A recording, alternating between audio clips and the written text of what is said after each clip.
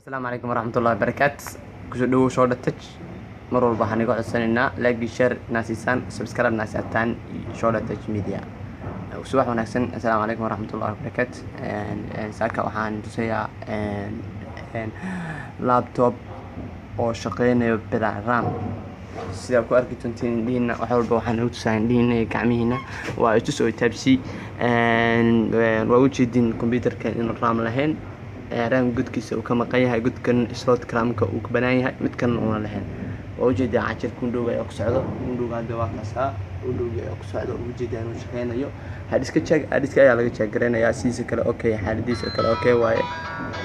إن شاء الله بالله الكريم وأحاول وحول بحني وعسنايا إن أتكون حتى مرة بشرة سبسكرايب كسيسان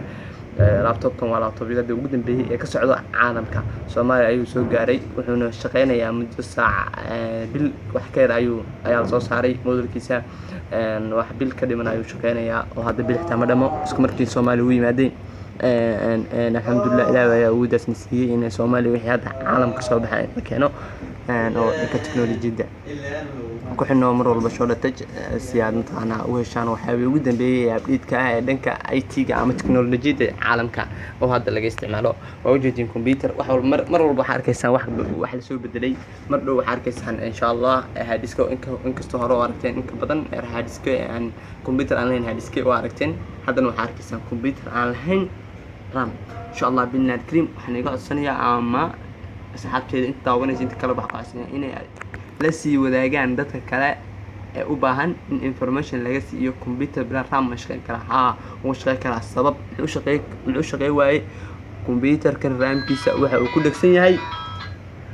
ku dhagsan yahay motherboard-ka la soco computerkan RAM-kiisa waxa uu ku dhagsan yahay motherboard-ka waa built-in mid kale oo loo isticmaali karaa kusoo dhawow like and share comment subscribe si wixii kale oo faahfaahin ah ugu baahantiin waa xagga hoose page-ka waana ugu soo qortiin insha Allah binnaar kariim.